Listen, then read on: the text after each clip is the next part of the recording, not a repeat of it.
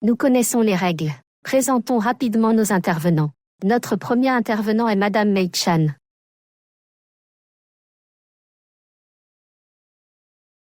Mei est la directrice senior du programme. Elle a dirigé le développement de la norme ISO 30500 et ISO 31800 pour des sanitations innovantes non collectives et la mise en place de capacités de tests en laboratoire et de certification en Afrique et en Chine. Avant cela, Mei a travaillé en tant que responsable de programme avec l'Organisation mondiale des toilettes lorsqu'elle a mis en œuvre les toilettes flottantes pour les écoles flottantes sur le fleuve Tonle Sap au Cambodge. Notre deuxième intervenant aujourd'hui est Monsieur Chris. Chris est le chef de projet et il a planifié et testé diverses toilettes réinventées en vue d'une certification de produits selon la norme ISO 30500. Il est le co-directeur technique du projet pour l'ISO PC 318, ouvrant la voie au développement d'une norme sur les unités de traitement des boues fécales, indépendantes de l'énergie, préfabriquées, à l'échelle communautaire, unités de récupération de ressources devant être publiées cette année. Sur cette note, je vais confier la présentation à Mei, qui commencera par l'introduction du sujet. À vous. Peux-tu m'entendre? Oui, Mei. Je reçois des réponses contradictoires dans le chat. Ok. Je vous remercie donc de vous être joint à nous aujourd'hui et vous souhaite la bienvenue à notre première des 4 séries de webinaires sur la compréhension de l'ISO 30500 grâce à des tests de performance, des meilleures pratiques et des études de cas. L'objectif du webinaire d'aujourd'hui est de vous donner un aperçu de la norme ISO 30500 mettant en évidence les tests clés, certains aspects clés des exigences de test et également de vous guider sur la manière dont la norme est organisée. Donc, cette session n'est pas destinée à approfondir les détails, comme l'a dit Mina plus tôt, nous prendrons et répondrons à toutes les questions que vous pourriez avoir pendant la session de questions-réponses. Et pour les prochaines diapositives, je vous expliquerai comment et pourquoi nous avons développé la norme. Donc, certains d'entre vous peuvent trouver cela familier, mais je pense que pour les autres, pour que le reste des participants comprennent bien, cette figure dans la boîte verte montre en quelque sorte l'étendue de la norme. Donc, pour cette norme ISO 30500, son nom complet, Système d'assainissement autonome, unité de traitement intégrée préfabriquée pour les exigences générales de sécurité et de performance pour la conception et les tests. Il s'agit d'une norme pour la technologie des toilettes sur place qui collecte, contient et traite entièrement les déchets sur place sans transport. D'accord, et pourquoi cette norme de base est-elle une norme tournée vers l'avenir? C'est parce que cette norme a été développée en parallèle avec l'émergence de technologies innovantes d'assainissement. Il s'agit d'une norme basée sur la performance et également indépendante de la technologie. Il nécessite également un repère de pathogènes à 100% pour garantir que les résultats sont sûrs pour la santé humaine et l'environnement. Et sur le côté droit, dans la boîte grise, se trouve une autre norme encore en cours de développement. UTC a également mené la discussion technique dans PC 318 et la norme devrait être publiée d'ici la fin de cette année. Cependant, ce n'est pas le sujet de discussion de ce webinaire. Alors, depuis la conception de cette idée en 2015 jusqu'à la publication de la norme en 2018, la courbe d'apprentissage a été très abrupte, non seulement pour TC, mais aussi pour de nombreux partenaires et laboratoires avec lesquels nous avons effectué des tests. Alors, je commencerai par l'aménagement des technologies. En 2015, quelques-uns de nos collègues ont voyagé à travers divers pays et ont dressé un panorama des technologies de toilettes existantes pour comprendre pourquoi les technologies de toilettes actuelles sur place échouent à fournir une gestion sur de l'assainissement. De plus, nous étudions également en détail certaines des technologies de toilettes émergentes pour comprendre le processus de ces unités de traitement. Et dans un second temps, nous devons former un comité technique pour demander des conseils et des contributions aux experts et divers intervenants du secteur afin de nous aider à élaborer les critères initiaux pour la norme. Et les parties prenantes qui ont été invitées provenaient de divers horizons, y compris des experts industriels, des professeurs d'université et divers praticiens parties prenantes, des praticiens en hygiène. En fait, j'étais moi-même membre du comité technique initial en 2016, et je représentais la World Toilet Organization, et le reste, vous le connaissez. Comment et pourquoi je suis devenu chef d'équipe et dirige maintenant le projet? Alors, après avoir formé un comité technique, ce que nous avons fait, c'est que nous avons repris toutes les contributions, les idées, les questionnaires que nous avions, et avons commencé à formuler des critères pour établir la norme. De plus, nous avons dressé un panorama étendu de nombreuses statistiques différentes en examinant quelles sont les limites de décharge applicables à certaines technologies, certains processus. Tout ceci est un processus totalement itératif qui a pris plusieurs années à achever. Et l'étape finale consistait à faire passer la norme par le processus ISO, et le comité de projet ISO 305 a été formé. La dernière étape pour obtenir la publication et l'approbation de la norme a été la formation d'un comité de projet, le PC 305, et 46 pays ont participé au développement de la norme ISO 30500 avec 32 membres permanents et 14 membres occasionnels.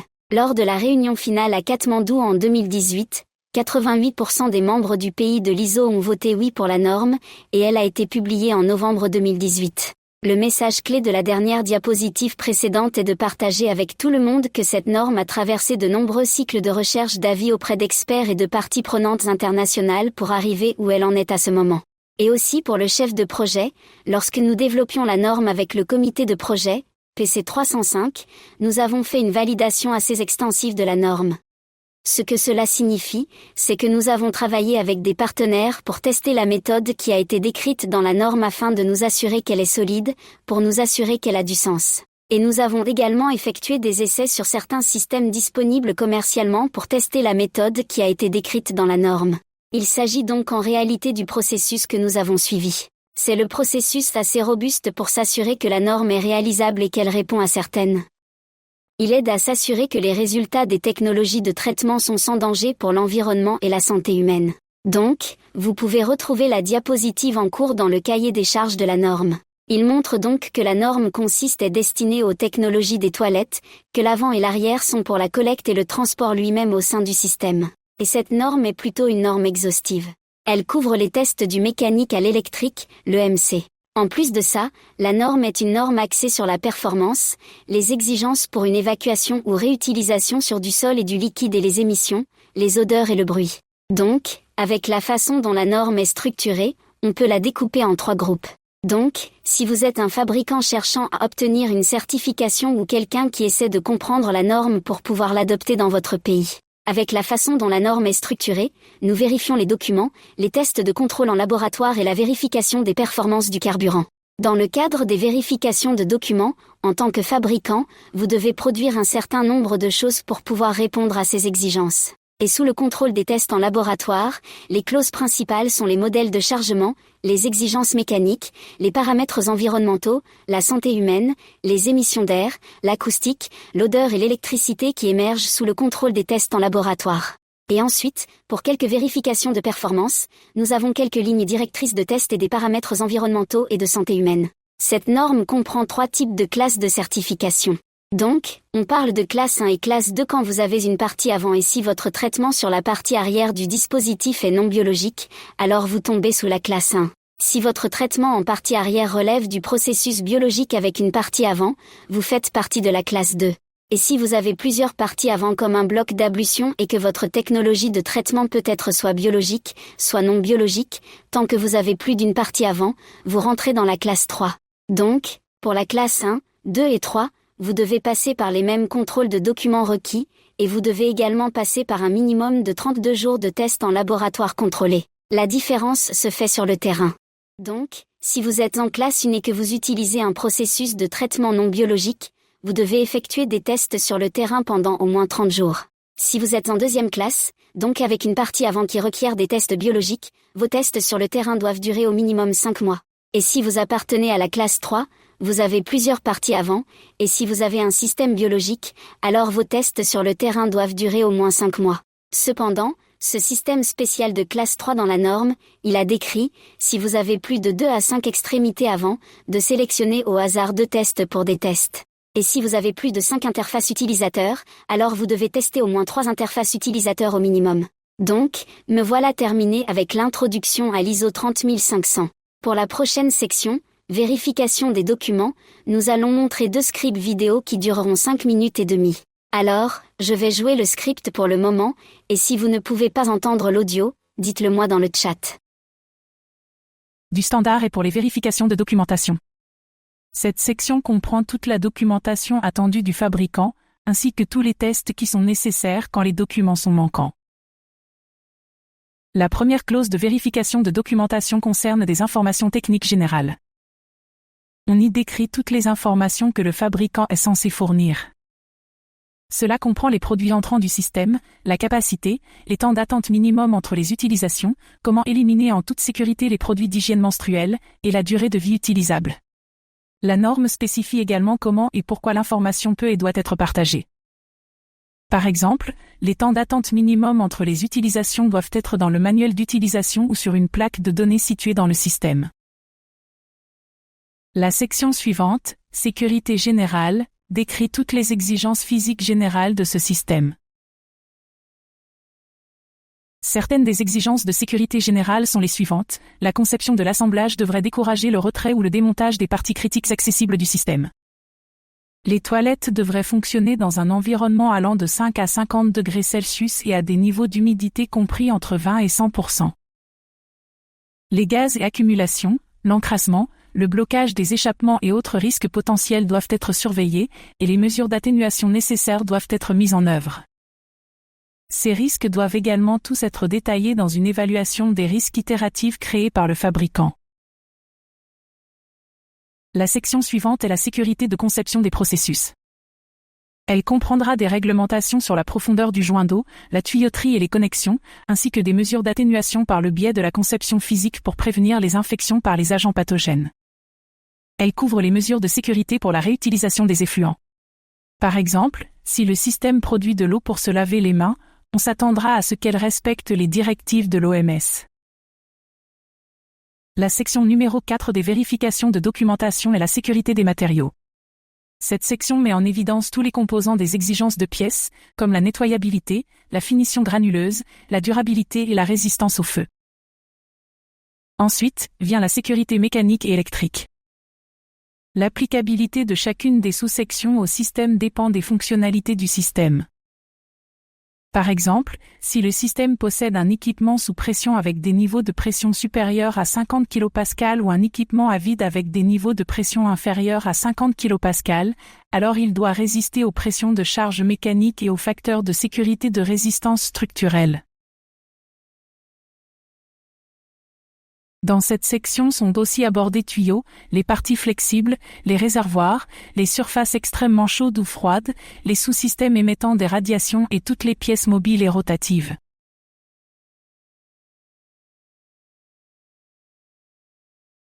Très bien, prochaine vidéo. La première partie de la norme est... Désolé. Je dois quitter la vidéo et cliquer sur la suivante.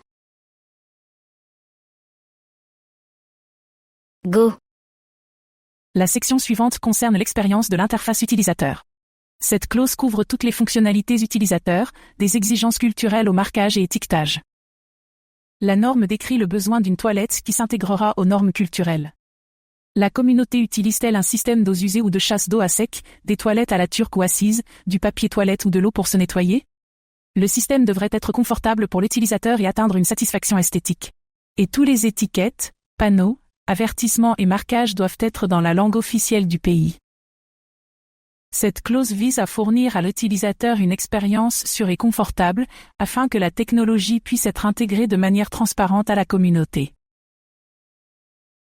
La conception de la clause de maintenance veut que la maintenance, le nettoyage et les autres opérations d'entretien soient d'une durée raisonnable et à la portée des capacités de la communauté. Les activités de maintenance et la fréquence de ces activités peuvent être réalisées par des utilisateurs ou du personnel de services professionnels sur place, et tous les composants qui doivent être remplacés ou entretenus sont facilement accessibles. Le nettoyage normal ne devrait pas mettre l'utilisateur en contact avec des matériaux dangereux. Si c'est le cas, un personnel de service formé devrait être requis. Les manuels d'utilisation sont rédigés dans la langue locale et en anglais. Et enfin, le système complet doit être transportable en toute sécurité. La durabilité est la dernière clause des vérifications de documentation. Cette clause met en évidence l'utilisation et la récupération des ressources à partir de la sortie de ce système. On s'attendra à ce que les fabricants estiment la quantité de nutriments, comme le phosphore et l'azote, dans les produits sortants solides et les effluents. La proportion d'effluents et d'énergie du système qui peut être récupérée par rapport à son niveau de consommation doit également être fournie par le fabricant. Une évaluation du cycle de vie devrait être menée conformément à la norme ISO 14040 et à la norme ISO 14044. Les acheteurs intéressés devraient également se voir fournir des exigences opérationnelles récurrentes, la consommation d'énergie annuelle estimée, et l'apport en eau douce afin de comparer entre les systèmes et de mieux juger de l'alignement d'un système avec leur emplacement donné. Très bien. Bon, les 2 scripts vidéo ont également donné un résumé de haut niveau des vérifications de documents requises. D'après notre expérience avec certains de nos parties prenantes lors du contrôle des documents, nous vous recommandons de ne pas sous-estimer le temps nécessaire pour se préparer et se qualifier pour la norme. Il y a beaucoup de travail derrière la vérification des documents, en réalité. Alors, Chris, pourriez-vous nous guider à travers les prochaines sessions, qui sont les tests en laboratoire de contrôle et les tests sur le terrain? Ok, bonjour, merci, May. Bonjour à tous. Alors ma première diapositive. Bon, donc, avant de passer aux exigences de tests en laboratoire contrôlé, j'aimerais partager avec vous, les premières choses clés avant de commencer le test. Il s'agit, grosso modo, de l'emploi du temps de l'ensemble des tests. D'accord, donc comme vous pouvez le voir ici, l'horaire que vous voyez ici est un horaire donné dans la norme du tableau 3. Donc, j'aimerais que l'on jette un œil à ce programme parce que c'est assez important. Il couvre essentiellement l'ensemble des exigences de tests de laboratoire de contrôle. Comme vous pouvez le voir ici, la première colonne décrit le type de test, le type de tests effectués. La deuxième colonne ici est le modèle, c'est le type de chargement pour un jour donné. Donc, on a fait un code couleur pour plus de visibilité. Donc, en gros, il y a un total de 5 jours en jaune pour les paramètres de santé humaine et environnementale pour les produits de sortie solide et affluents. Il y a donc 4 jours de tests de commande ici en violet, puis 2 jours de tests d'émission d'air et de bruit en vert. Donc, comme vous pouvez le voir ici pour le modèle de charge, la plupart d'entre eux sont des charges normaux. Et puis vous pouvez voir qu'il y a des circonstances spéciales pour les tests de diarrhée et en tension. Le but de cette démarche est de tester la cohérence des résultats sous différentes conditions de charge ou sous différents utilisateurs. Ainsi, le modèle de chargement normal est dérivé des calculs de capacité indiqués par le fabricant. Le temps de chargement est réparti de 6 heures à 20 heures. Cela consiste à simuler de près des scénarios réels ou l'utilisation d'un adulte travaillant régulièrement. Donc le chargement ici signifie qu'ils sont soit collectés et chargés manuellement, soit déposés par les utilisateurs utilisant les toilettes. Comme vous pouvez le voir, il y a différents modèles de chargement. La charge de stress est, en gros, la charge normale ajoutée à 80% de la différence entre la charge maximale et la capacité de charge normale donnée par le fabricant. Et puis, pour ce qui est de la diarrhée, elle est en gros modélisée comme étant le pire des cas, où la moitié des utilisateurs ont une diarrhée à un jour particulier. Donc, le calcul de la diarrhée est essentiellement des matières fécales diluées avec de l'eau selon un ratio de 2:1. Donc, pour les tests mécaniques, l'accent est principalement mis sur la partie avant et la zone dédiée à cette partie. Donc, ces tests sont tous énumérés et donnés dans l'ISO 30500, les étapes sont toutes là. Donc, ces tests ne sont pas indiqués dans le calendrier si vous l'avez remarqué plus tôt. Mais oui, car cela doit être testé avant de commencer les tests de laboratoire selon le contrat. Donc, les paramètres environnementaux et de santé humaine ne seront pas abordés dans ce webinaire. Ils seront couverts par nos collègues lors des prochaines sessions de webinaire dans les semaines à venir. Alors, n'hésitez pas à nous rejoindre.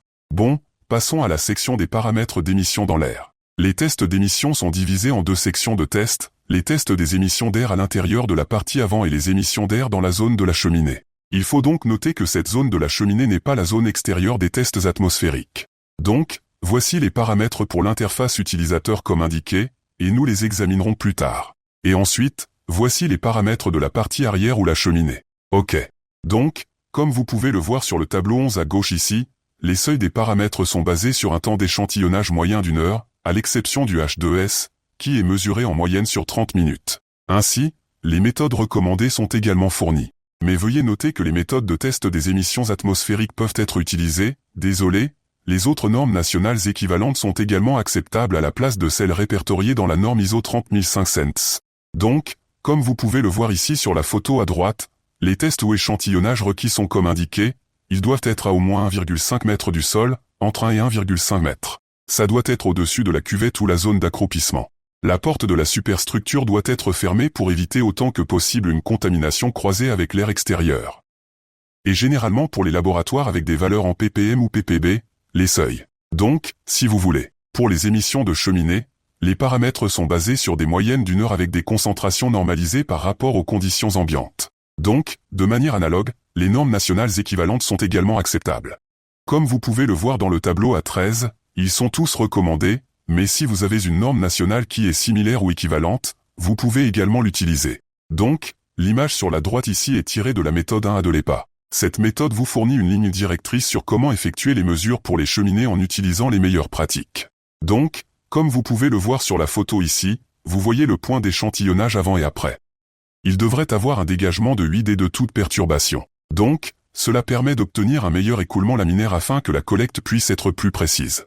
Bon, donc en passant aux paramètres acoustiques, c'est similaire aux émissions dans l'air. Le test de bruit ou acoustique est divisé en interne, qui se situe dans la superstructure, et ensuite en externe, qui concerne le processus de la partie arrière. Donc, pour la partie avant, l'exigence est simplement une mesure de point unique au-dessus de la cuvette d'accroupissement ou de la casserole d'assise à 1,2 m au-dessus du sol. Donc, comme vous pouvez le voir sur la photo A, c'est la configuration correcte. Il y a une erreur courante chez les personnes qui utilisent l'image B car ils l'interprètent comme étant à 1,2 m au-dessus de la cuvette, ce qui, comme vous pouvez le voir sur B, n'est pas tout à fait correct, c'est un peu trop haut pour les mesures. Il s'agit donc essentiellement de mesurer la partie avant, le niveau sonore de la chasse d'eau ou même le bruit provenant de la partie arrière du système. Et pour le système de la partie arrière, la procédure de mesure est généralement, comme vous pouvez le voir sur la photo à droite ici, vous devez trouver le point de rencontre. En général, il s'agit d'un point, c'est-à-dire d'un mètre de distance et d'une hauteur de 1,2 m, puis la mesure doit être effectuée à des intervalles d'1 mètre. WEP. Comme vous pouvez le constater, tous les systèmes n'ont pas un intervalle exact d'1 mètre. Il est donc certain qu'à la fin, il y a moins d'1 mètre, donc ces points de moins d'1 mètre seront rejetés. Alors, passons aux exigences plus anciennes, elles sont similaires aux deux paramètres précédents. On sépare cette section en superstructures qui sont, à nouveau, la partie avant et la partie externe ou à proximité du système. Donc, avant même de passer au test, il y a une exigence de l'ISO 30500. Les détails, les méthodes étape par étape sont tous décrits à l'intérieur de la norme. Avant de faire le test, il s'agit donc de s'assurer que la sensibilité olfactive des membres du panel se situe dans une bande passante définie et de garantir également la reproductibilité lors du test. Donc, en bref, dire que les panélistes n'ont pas un nez trop sensible ou pas aussi sensible. Alors, les panélistes sont évalués en sentant à travers différents sacs ou en utilisant un olfactomètre que vous pouvez voir à droite ici, sur la photo, avec différentes concentrations de H2S, principalement neutres, c'est-à-dire de l'air naturel, 0,01 ppb de H2S et 2 ppv. Donc, les pénalités sont alors acceptées en fonction de leur test de perception selon les exigences du tableau. Alors ils doivent passer le test ici. Donc, l'emplacement du test se trouve sur la partie avant, et aussi sur la partie arrière, il y aura un plan sur comment faire le test. Ce choix se base sur le planning et les besoins des laboratoires. Donc, l'enregistrement est effectué toutes les 10 secondes pendant 3 minutes. Donc, pour une journée de test de commande typique, il y aura 10 événements, 4 pour les matières fécales, comme vous pouvez le voir dans le numéro 1 ici, 2 pour l'urine, 2 pour les événements lorsque la commande est libérée le plus, ou suppose libérer le plus, et puis 2 aléatoirement. Donc, à la fin du test, les résultats doivent être tabulés et atteindre le seuil minimum indiqué dans le tableau 9, ou la partie 2, ici. Donc, comme l'a mentionné May, les différentes classes du système, en fonction du nombre de fronts que vous avez, vous devez vous baser sur le tableau pour déterminer combien de fronts tester. Sur la droite, chaque panéliste se verra remettre un modèle de rapport d'évaluation. Une fois tous les tests effectués, ils retourneront à gauche pour subir une consolidation. Donc, comme vous pouvez le voir sur le tableau ici, ce sont les résultats tabulés pour l'ensemble du test. Et ensuite, au bas de la page, voici les résultats résumés pour 3, ce qui est désagréable, et pour 4, qui est inacceptable. Donc, à la fin, vous obtenez un pourcentage des résultats totaux du test et ensuite, selon les critères ISO, moins de 10% pour 3 et moins de 2% pour 4, ce qui est inacceptable. Il détermine si vous avez réussi ou échoué le test de commande. D'accord, passons donc aux exigences électriques. Ainsi, le système de contrôle doit être testé avant la séquence de test. Comme vous pouvez le voir, ce n'est pas indiqué dans le programme. Donc, le plan de test doit être développé pour intégrer les cas de test, permettant à chaque fonction du système de contrôle d'être testée indépendamment. Donc, le testeur ne doit pas être quelqu'un qui est impliqué dans le processus de conception des tests. Donc, la deuxième partie ici est la décharge d'énergie. On teste la décharge d'énergie à la fin des 32 jours de test, c'est le dernier test qui est effectué. Le plan où le système est déconnecté et éteint. S'il reste de l'énergie à décharger, il faut le faire selon les instructions du fabricant. Une fois que tout cela est fait, le laboratoire interviendra pour vérifier et enregistrer toute énergie restante dans le système lui-même. Donc, c'est essentiellement ce qui doit être fait pour les exigences électriques, ce qui est assez simple. Donc ensuite, je vais passer brièvement aux tests sur le terrain. Cela se fait généralement après les tests en laboratoire contrôlé. Donc, comme vous pouvez le voir, les exigences des tests sur le terrain ici visent principalement à déterminer les performances du système.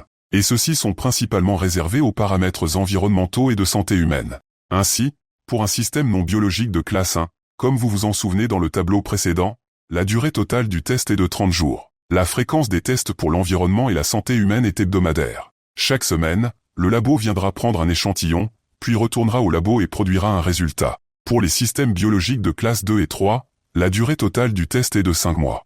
Donc de même, la fréquence des tests environnementaux est hebdomadaire, mais la santé humaine est testée sur une base mensuelle. Donc, en somme, afin de réussir les exigences des tests sur le terrain, au moins 75% des paramètres environnementaux doivent être respectés et 100% des paramètres relatifs à l'élimination des agents pathogènes ou à la santé humaine doivent être satisfaits. Cette diapositive présente donc une meilleure visualisation des différentes classes et de la fréquence des tests. Donc, comme vous pouvez le voir, le H ici représente une base hebdomadaire de tests et échantillonnage. Et puis M ici, c'est mensuel. C, c'est pour le test achevé. Et puis vous remarquerez le J, pour l'échantillonnage quotidien. C'est nécessaire avant de commencer la validation sur le terrain, c'est-à-dire pendant la semaine 0. Donc, une semaine avant que le laboratoire doive analyser et collecter des échantillons quotidiennement. Ceci est principalement utilisé dans le calcul du pourcentage de réduction de l'azote total et du phosphore total. Cela devrait être abordé dans nos prochains webinaires. Donc, ça sert de référence. Alors, pour en venir à la dernière partie de la vérification sur le terrain ici, comme mentionné, cela sera couvert dans les prochaines semaines, donc n'oubliez pas de nous rejoindre. Donc, c'est ma dernière diapositive. Avec cela, je termine ma partie du webinaire ici, donc je vais rendre la parole à May pour vous guider à travers le reste du webinaire. Merci. Merci beaucoup, Chris. D'accord, juste pour conclure notre webinaire, je tiens à souligner que la norme ISO 30500 est une norme volontaire, et que le chef de projet a créé un label de certification complet pour la norme et la façon dont elle est structurée. Vous pouvez également, si vous avez un produit qui n'a pas de partie avant, comme une toilette, le siège de la cuvette, ou s'il ne s'agit pas d'une unité complète, alors là où se trouve votre technologie de traitement, vous êtes alors en mesure de tester pour la partie arrière. Il s'agit donc d'une norme volontaire, et nous encourageons vivement les fabricants ou les petits entrepreneurs, les PME, qui envisagent de la respecter, à opter pour la certification et à passer autant de tests que possible, soit en interne, soit en trouvant un organisme de contrôle tiers, car c'est un processus assez laborieux, comme vous pouvez le voir, pour obtenir la certification complète pour l'ISO 30500.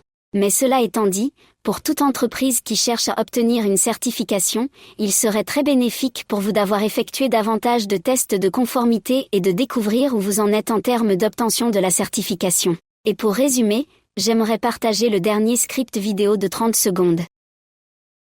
Sens de l'ISO 30500, une norme qui se décompose en 3 principales inspections et tests, un laboratoire, 2 documents et 3 domaines. Chacun fournit les informations sur ce qui est attendu, le calendrier des tests, et comment ils doivent être effectués. La sécurité et le succès de la technologie reposent fortement sur la connaissance approfondie et multifacette organisée dans l'industrie.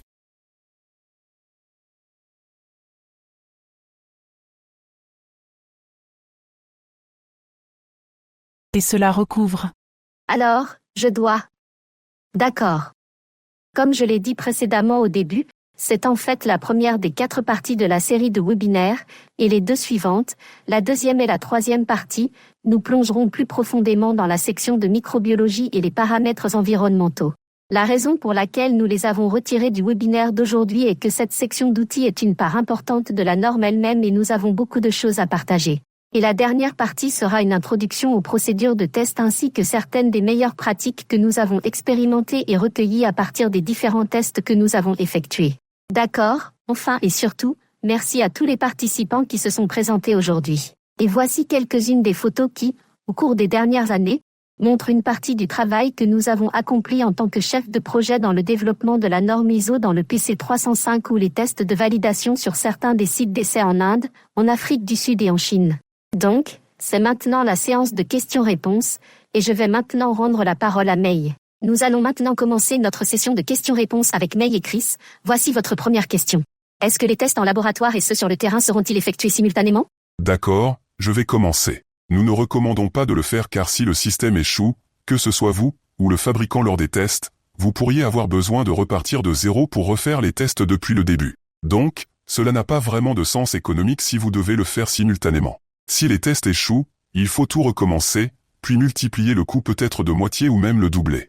Merci Chris pour votre réponse. Passons à la question suivante. Comment vérifiez-vous que les directives de l'OMS sur l'eau potable sont respectées? Par exemple, si l'eau doit être réutilisée pour se laver les mains? La directive de l'OMS sur l'eau potable n'est qu'une directive. Il ne précise pas ce qui devrait être fait. Alors, mais de nombreux pays ont des régulations basées sur ces règles, ils doivent créer leurs propres régulations sur les exigences en matière d'eau potable. En d'autres termes, lorsque vous essayez de certifier un système dans un pays donné, vous devez suivre les exigences particulières de ce pays. Et également en tant qu'organisme de certification, nous voudrons aussi savoir où vous concentrerez votre produit, dans quel pays. Donc, par exemple, si votre produit est fabriqué en Chine et que vous voudriez peut-être le vendre à Singapour, en Malaisie ou même en France. Donc, en tant qu'organisme de certification, nous obtiendrons toutes ces exigences pour ces normes d'eau potable dans ces pays et ensuite vérifierons si vous vous conformez vraiment aux différentes exigences des pays, oui. Puis-je aussi ajouter quelque chose à cela? Donc, dans cette norme, nous ne vérifions pas la réutilisation de votre produit. Donc, dans la norme, il y a des exigences pour les eaux usées, et vous devez répondre à ces exigences, à la norme, cependant c'est pour les eaux usées et c'est pour le rejet. Si votre technologie de toilette en étape supplémentaire peut produire de l'eau potable, alors vous devez respecter les directives locales concernant l'eau potable. Mais c'est hors norme. Nous ne pouvons donc pas vérifier que c'est ce que vous vouliez dire dans le cadre de la certification. Cela ne relève pas du champ d'application de la norme. Merci. Merci à vous deux d'avoir répondu à cette question. Voici la prochaine question. Compte tenu de ce scénario actuel de Covid-19 et du risque de contamination par les eaux usées, envisagez-vous des mesures spécifiques à cet égard? Je vais répondre à cette question. Peut-être que la personne qui a posé la question peut apporter des éclaircissements supplémentaires dans la boîte de chat, car les technologies de toilette, cette norme assure une file d'attente de pathogènes à 100%, que ce soit pour les matières solides ou les effluents. Donc, lorsque vous dites « considérer une mesure spécifique », je ne comprends pas très bien la question. Je ne suis pas sûre si Chris ou quelqu'un d'autre peut intervenir pour répondre à cette question. Oui, merci. C'est Rachel, et je pense que je peux essayer de comprendre la question de Shelley concernant le Covid-19 et le risque de contamination. Si j'ai bien compris votre question, peut-être faites-vous référence au fait que durant cette pandémie de Covid-19, il y aurait une augmentation du nombre de pathogènes ou, disons, de virus dans les eaux usées? Et si nous avons considéré cela et en supposant que c'est la question, ma réponse serait que dans la norme, comme mes collègues viennent de le présenter, nous avons deux types de tests. L'un est le test en laboratoire de contrôle, et l'autre est le test sur le terrain. Les tests de terrain sont généralement effectués après les tests de laboratoire. Et lorsque vous entendrez mon séminaire à l'avenir, comme dans les 2 prochaines semaines, vous vous rendrez compte que dans les tests de laboratoire de contrôle, nous avons également quelque chose appelé le speaking, où nous ajoutons des nombres supplémentaires de pathogènes dans toutes les catégories comme les bactéries, les virus, ou les helminths pour nous assurer que les nombres sont pris en compte. De tels événements malheureux ou, vous savez, des scénarios où il y a une augmentation soudaine ou un pic dans les chiffres de matière fécale dans les eaux usées pendant ce scénario. Nous l'appelons donc le spiking. Nous avons donc une augmentation et les chiffres utilisés dans cette augmentation prendront en charge le risque pour le moment.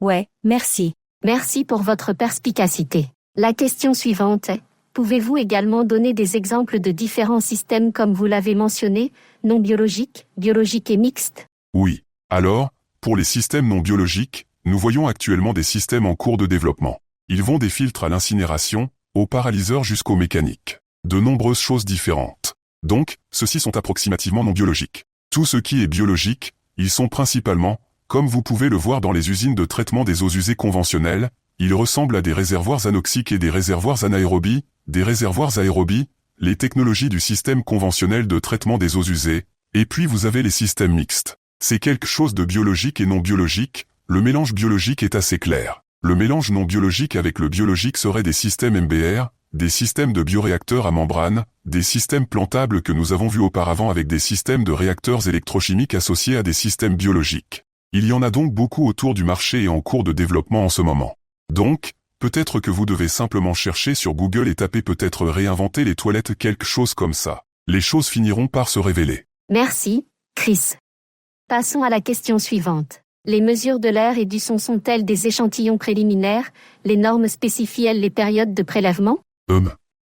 Donc, toute mesure, les périodes d'échantillonnage que j'ai mentionnées dans la diapositive précédente, en intérieur et d'une heure, l'évaluation de la mesure de H2S en pile et d'une heure, Et ensuite une mesure que je n'ai pas mentionnée est en réalité dans la norme qui mesure pendant 24 heures ou si le processus ou le cycle peut être terminé dans un délai plus court, ils peuvent être mesurés en fonction de ce cycle. Par exemple, un processus prend 5 heures ou même 1 heure pour achever son ensemble de traitement des déchets entrants afin de pouvoir décharger les eaux usées en 1 heure. Donc, le test de bruit n'est testé que pendant 1 heure. C'est donc possible. Merci Chris. Voici la prochaine question. Pourquoi la durée des tests sur le terrain pour un système non biologique est-elle beaucoup plus courte que celle d'un système biologique, soit 1 mois contre 5 mois? Les systèmes biologiques. Je pense, comme vous le savez, qu'il a besoin de plus de temps pour stabiliser son processus de traitement. Alors pour que ces bactéries se développent, initialement lors du démarrage d'un système biologique, vous verrez qu'un rendement d'élimination assez bas. Et ensuite, ce qu'un opérateur de système biologique fait habituellement pour le stabiliser, c'est parce qu'il y a beaucoup d'eau dans les réservoirs. Habituellement, ce que font les opérateurs, c'est qu'ils réintroduisent les flux dans le système parce que l'efficacité d'élimination n'est pas au rendez-vous, ou ils essaient de concentrer les flux dans le système pour l'accumuler, essentiellement pour stabiliser l'ensemble du système. Cela prend plus de temps. Merci, Chris. Passons à la question suivante. La norme définit-elle des critères pour être un panéliste pour le test d'odeur?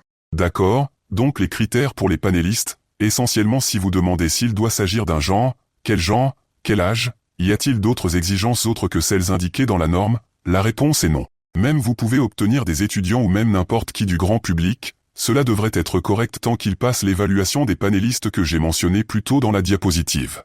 Merci, Chris. La prochaine question est, pour les tests sur le terrain, les technologies ou systèmes sont-ils censés être testés dans tous les marchés où ils sont utilisés ou simplement quelques marchés représentatifs? Les systèmes de technologie sont-ils censés être testés dans tous les cas?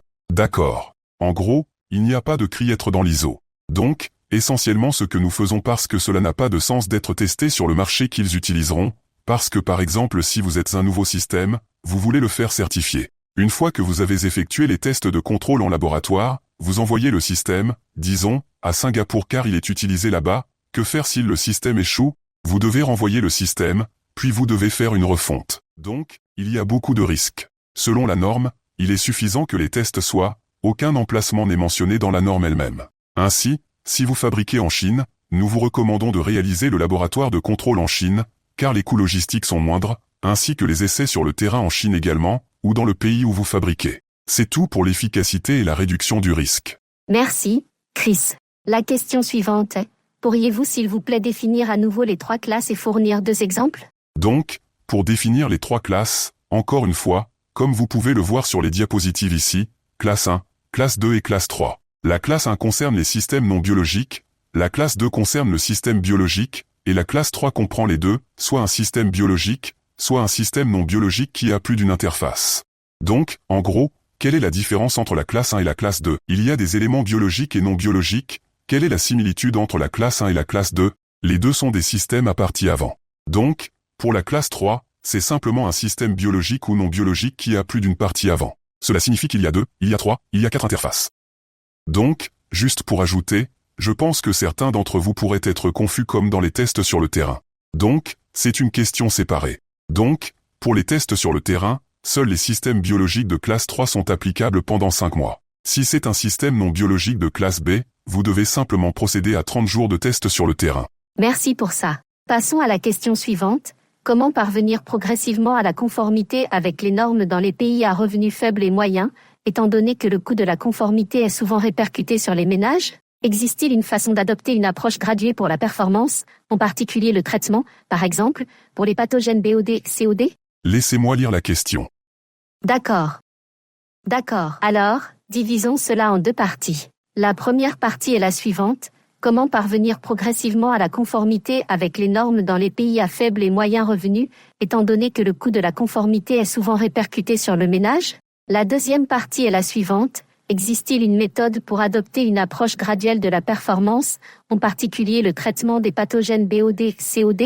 Je vais prendre cette question. Alors, quand vous parlez de conformité incrémentielle aux normes, que ce soit le coût que nous répercutons sur les ménages pour obtenir un certificat, c'est vraiment je dirais, la partialité de la technologie et également du fabricant. Mais cette norme est censée protéger, vous savez, la manière actuelle d'éliminer les boues fécales non traitées a causé de nombreux problèmes, des problèmes de santé. Alors, et nous le souhaitons, L'idée de cette norme est de garantir que non seulement les paramètres de santé humaine sont sûrs, mais que la technologie elle-même fonctionne aussi correctement. Donc, pour répondre à votre deuxième question, il n'y a pas de meilleure approche.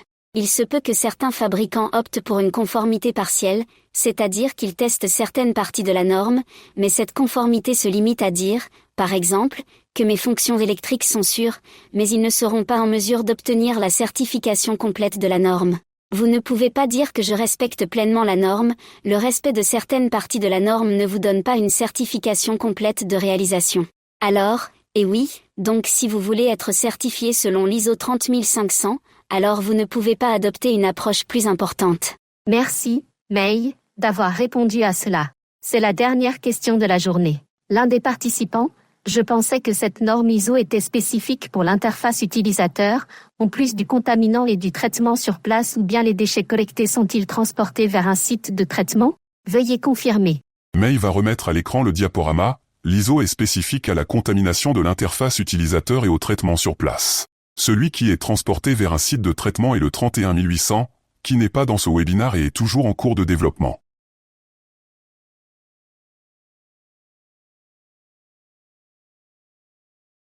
Si vous avez d'autres questions, veuillez nous écrire à vos identifiants de demande respectifs de votre pays, nous y répondrons pour vous. Vous pouvez également nous écrire à la même adresse email si vous souhaitez demander des webinaires sur nos offres. Je suis sûr que ce webinaire était intéressant et pertinent pour vous tous. Veuillez visiter notre site web où vous obtiendrez les dernières nouvelles et mises à jour sur nos services. Merci encore une fois pour votre temps et passez une bonne journée. Merci à tous, et merci, Mina, Cran et Fida, l'équipe de marketing qui a rendu cela possible. Et merci à mes collègues qui nous ont rejoints en ligne pour toute série de webinaires, et merci à tous les participants, en particulier ceux aux États-Unis et au Canada. Toujours debout à 7 heures, et on essaie vraiment de voir si on peut organiser une session pour leur partie des participants. Merci.